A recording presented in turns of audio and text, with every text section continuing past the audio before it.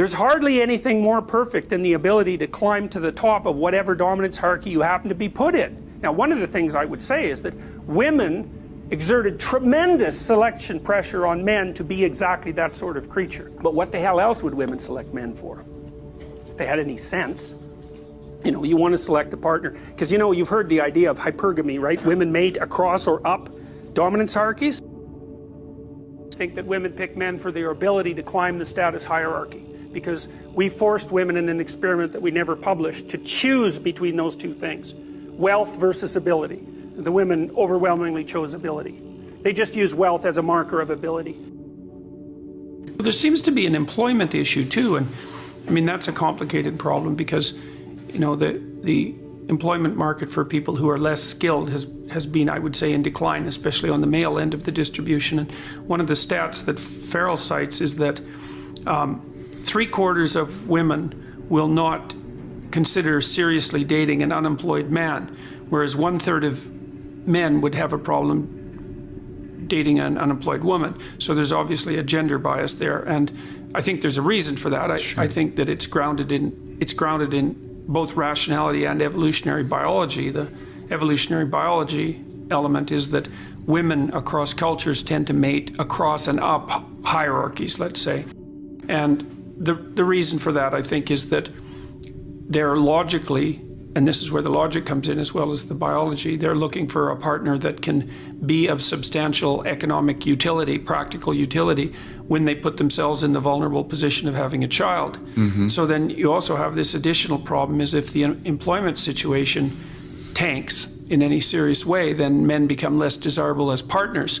And your claim, I guess, in part, is that by filling that void, the government actually contributes to the problem rather than address it. I mean, we know that human beings can look at an array of middle-aged men and pick out the CEOs without knowing them. They can do it at better than chance. Now, they're not exactly sure what cues are being used, or maybe they are, and I just don't know the literature well enough. That might be part of it. So we do pick up cues of dominance that are, I think they're innate. Wide jaw is one of them. You know, and there's weird variations on this too. So I can tell you, for example, if you show women pictures of the same man and you vary the jaw width, when the women are ovulating, they like the guy with the thick jaw, the heavy jaw, and when they're not, when they're completely opposite to ovulating, they like the guy with the thinner jaw. And so, I mean, I think this is part of the reason that women have trouble with men, actually, because I think that from a sexual perspective, they might be more wired to be attractive to men who produce monstrous sons, but, you know, like powerful, attractive sons, because from an evolutionary perspective, you're much more likely to get a grandchild, or to speak in a more Darwinian sense, you're more likely to pass on your genes if you have a son who's successful at attracting mates. And there's no reason to assume that the man who will produce sons that's more capable of attracting mates is going to be the sort of man, A, that will treat you right, or B, won't fool around. Because basically you're gambling in some sense that your son will have the opportunity to fool around, because that's your best bet in terms of moving your genetic material forward. Testosterone. Yes, it's teeth. We bite. So a heavy, more muscular jaw, like people don't anymore, but chimpanzees certainly bite, is one of the markers, actually. Yeah. So these are, you know, I wouldn't say they're overwhelmingly powerful effects, but they're detectable, you know. So, you know, it also goes along, I think, with some things like preference for symmetry, because, you know, there's a higher probability that an asymmetrical person has had something go wrong with them at some point in their biological development. So people find symmetrical people more attractive.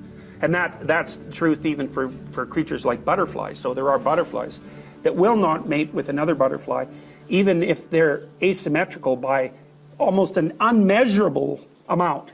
So they're very, very attuned to it.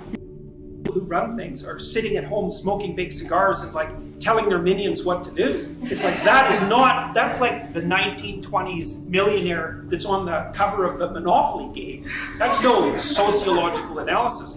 I know lots of people like that, and they work all the time. all the time, from the second they wake up till the second they go to sleep. And they don't just casually work. So these people who are running things, there's corrupt people obviously, but the vast majority of them first are self-made and second, they're so bloody efficient and smart, you cannot believe it. And they work 80 hours a week. And most of them happen to be men. And why is that? Because there are a small number of insane men who will do nothing but work 80 hours a week. And no matter where you put them, if you put them in the middle of a forest with an axe, all they would do is run around chopping down trees. So the issue isn't why aren't there more women in positions of power? It's why are there any men insane enough ever to occupy those positions?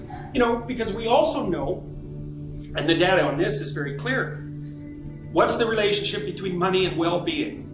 Once you have enough money to keep the bill collectors from your door, so once you have enough money to stave off misery, which is sort of lower middle class, something like that in our society, maybe a little lower than that, extra money does not help you. It does not improve your life. So why bother with it? Well, that's what the women in the law firms think. It's like most of them, by the time they're in their 30s, are married. Almost all of them are married to men who make as much money or more than they do, because that's what women go for cross-culturally. 4 to 5 years older, equal or higher in the socioeconomic status.